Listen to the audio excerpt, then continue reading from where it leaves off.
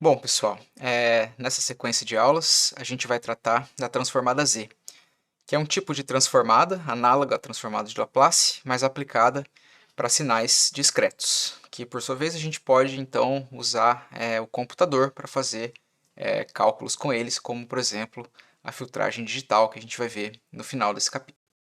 Então, boa parte do conteúdo que vai ser abordado nessas aulas agora, elas são bastante análogos à transformada de Laplace, então qualquer dúvida vocês podem voltar ao conteúdo de transformada de Laplace para dar uma consultada.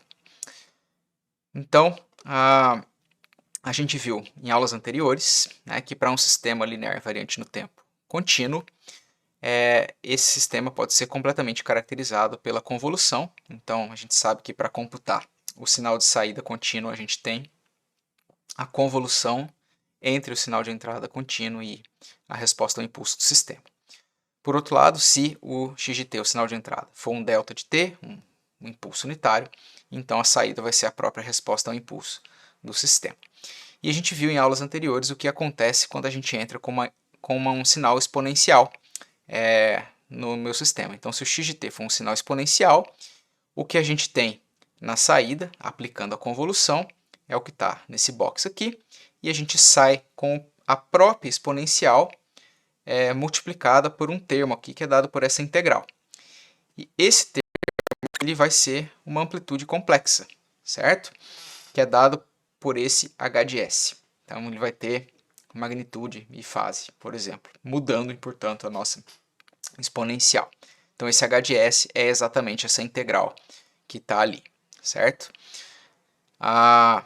Bem, se a gente tivesse, né, como a gente viu nos capítulos anteriores, se o nosso S fosse um J ômega, ou seja, composto ali por uma frequência, a gente teria que a saída seria a própria exponencial complexa, né, o e na j ômega t, multiplicado por um h de j ômega, ou seja, um termo que tem uma amplitude complexa. E o h de j ômega seria a própria transformada de Fourier da minha resposta ao impulso, dada por essa expressão aqui. O que isso significa para um sistema linear, né, revendo lá o que a gente já falou, é que se a gente entra com uma frequência 1 Hz, sai do outro lado uma frequência 1 Hz, se a gente entra com uma frequência 2 Hz, sai do outro lado 2 Hz, se a gente entra com uma 3 Hz, sai do outro lado 3 Hz. Isso para um sistema linear invariante no tempo.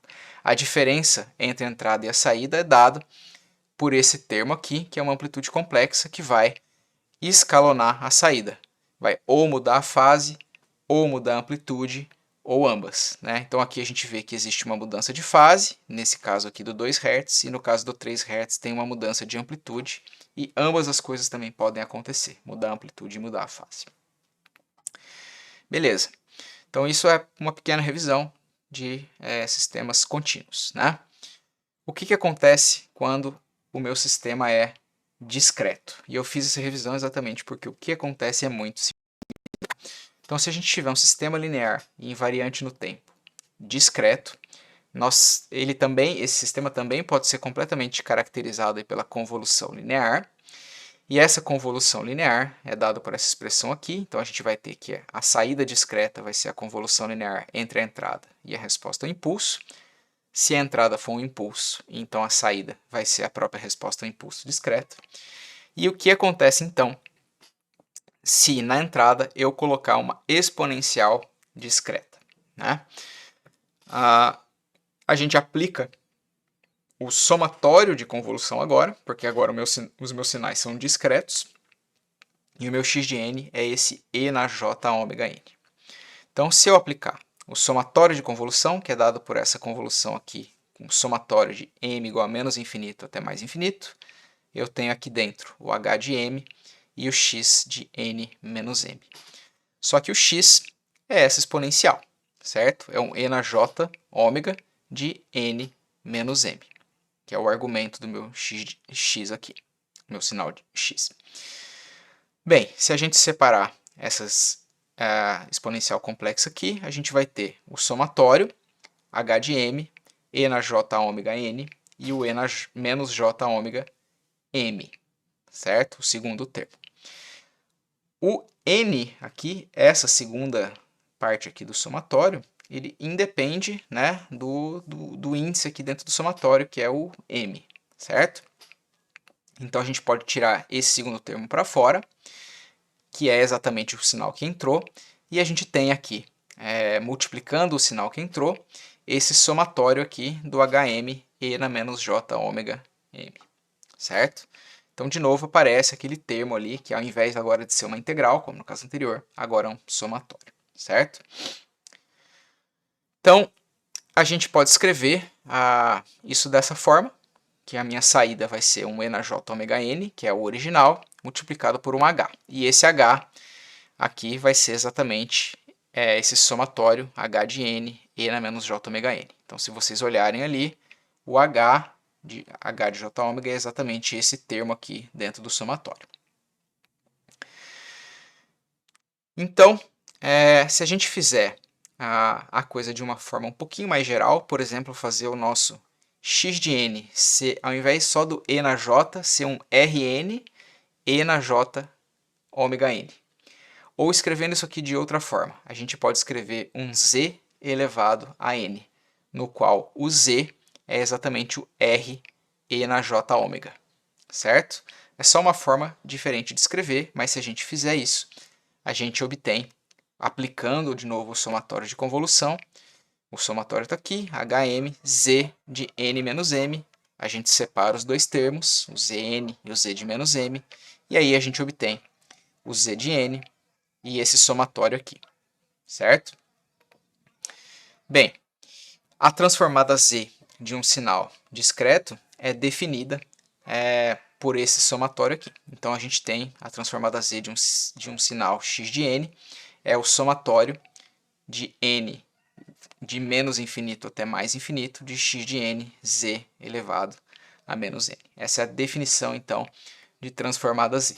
Então, a gente chega a uma definição de transformada Z que é análoga à definição de transformada de Laplace que a gente viu anteriormente.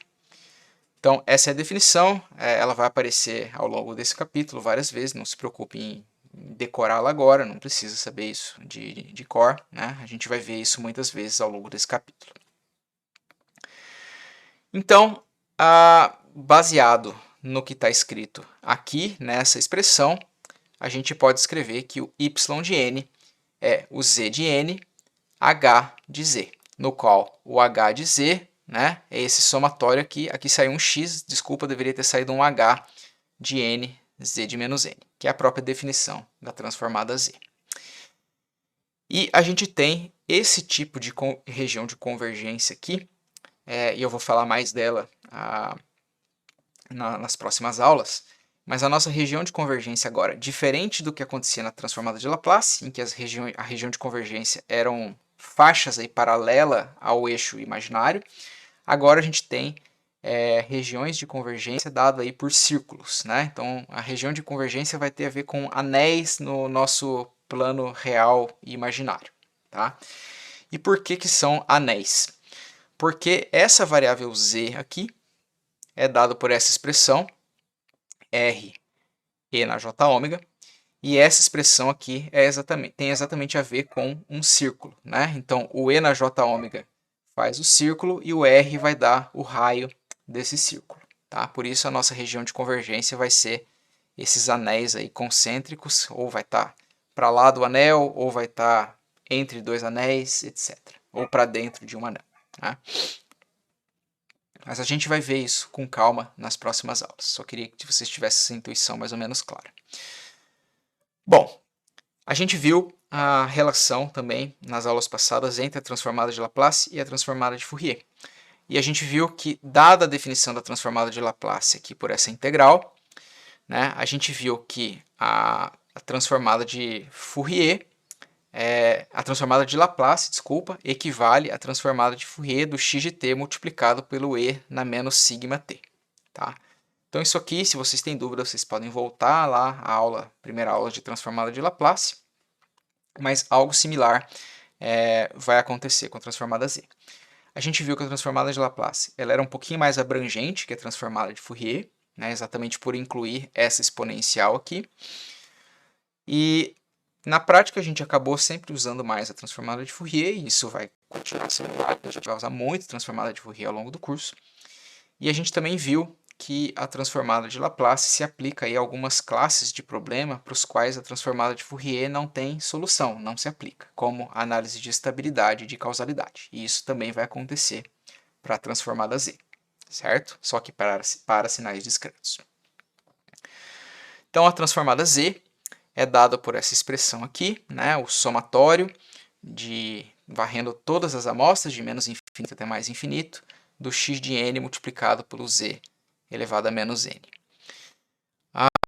Quando o z for exatamente igual ao e na j ômega, a gente sabe que a transformada z equivale exatamente à transformada de Fourier do sinal discreto aqui x de n. Então, é a transformada de Fourier do sinal discreto, quando o z é exatamente igual ao e na j ômega. E a gente sabe então que quando isso aqui acontecer, a gente vai ter essa transformada z de um sinal discreto aqui que é dado por essa expressão. Se a gente escrever a coisa de forma mais genérica, por exemplo, o x, ao invés de escrever x de z, a gente escreveu o x de r e na j ômega, que é a própria variável z, a gente tem o somatório aqui da definição da transformada z, somatório de todas as amostras, de menos infinito até mais infinito, do x de n, r elevado a menos n e a ômega n. E aí a gente vê, se a gente isolar esses termos aqui, o x de n, r menos n, fica claro que o x de z é a transformada z, é a transformada de Fourier, desculpa, o x de z é a transformada de Fourier do x de n, r menos n. Então, de maneira similar à transformada de Laplace, tem um termo a mais associado ao sinal discreto, que faz com que a transformada z seja igual à transformada de Fourier, né, do x de n, r de menos n. Então, a transformada z, de novo, como a transformada de Laplace, né, a transformada z é um pouquinho mais abrangente que a transformada de Fourier de um sinal discreto, e ela se aplica a problemas aí aos quais a transformada de Fourier de um sinal discreto não se aplica, como análise de estabilidade, análise de causalidade e, como a gente vai ver, ao design aí de filtros digitais IIR, que são os Infinite Impulse Response Filters, e os filtros a gente chama de FIR, ou Finite Impulse Response Filters, certo? São dois tipos de filtro que são muito usados na filtragem digital, e no final desse capítulo a gente vai ver como sintetizar esses filtros no computador. Além disso, o que a gente pode dizer um pouquinho mais sobre a região de convergência agora, para já fazer uma introdução, é que a região de convergência da transformada z vai consistir aí nos valores por os quais essa variável z, r e na j ômega, converge, ou seja, para os quais a transformada, né, de Fourier do x de n r de menos n converge. Então, a transformada z de dois sinais discretos, ela pode ser igual, mas a região de convergência vai ser diferente, assim como acontecia na transformada de Laplace. E da mesma forma que na transformada de Laplace, em geral, nós vamos ter aí transformada z de um sinal composto, né, por uma razão de polinômios, né, em z. Então, a gente vai ter um polinômio no numerador e um polinômio no denominador, e essa transformada z vai ter seus polos e zeros, né? Então, as raízes do polinômio no numerador, no n de z, vão ser os zeros da minha transformada z, e as raízes do denominador, do d de z, vão ser os polos da minha transformada z. E, claro, da mesma forma que na transformada de Laplace, o x de z vai ser infinita nos polos, então os polos não podem fazer parte da região de convergência, que por causa dessa forma aqui da variável z, r e na j ômega, vai ser composta aí por regiões circulares, certo? Que podem se estender até o infinito, então essa região de convergência, para fora de um determinado anel, ou para dentro de um anel, ou entre dois anéis ali no meu plano complexo, tá bem? Bom, por hoje era isso, uma pequena introdução à transformada Z. Nas próximas aulas a gente vai ver um pouquinho mais sobre a transformada Z, região de convergência, propriedades e análise de estabilidade, causalidade e, por fim, filtragem aí de sinais discretos, certo? Com filtros sintetizados inteiramente no computador. Tá bem? Até mais.